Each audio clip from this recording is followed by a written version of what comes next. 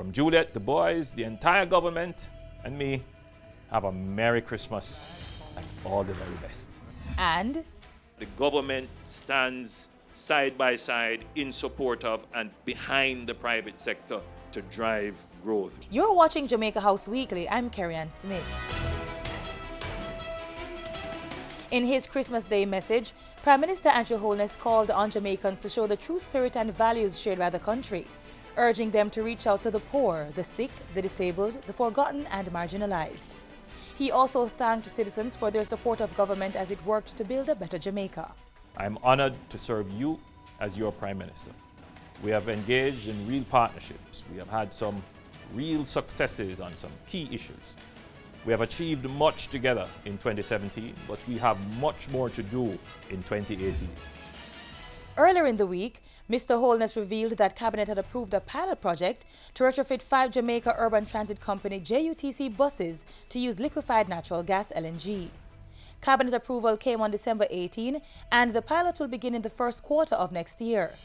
Prime Minister Holness said the move demonstrated the state's seriousness about energy diversification and efficiency as a means of achieving sustainable economic growth. The right fuel mix fuels efficiency and economy. From the micro-entrepreneur to the large manufacturer, energy is a critical input. We must ensure that the thrust towards the provision of clean and affordable energy is given priority, and we have carefully examined and put in place a tax structure in keeping with the mandate to incentivize the use of LNG. Prime Minister Holness was speaking at last Tuesday's launch of Red Stripe's $17 million production line dubbed Line 8, created exclusively for the export market. The company also unveiled its new LNG plant to power its Spanish Town Road facility. Prime Minister Holness used the occasion to reiterate government support of private sector-led economic growth.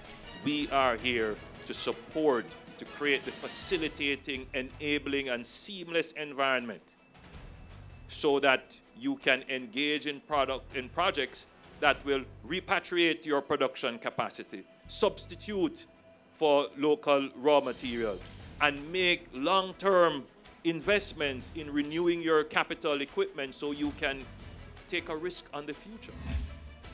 Prime Minister Holness was plunged into mourning following the loss of 3 friends this past week.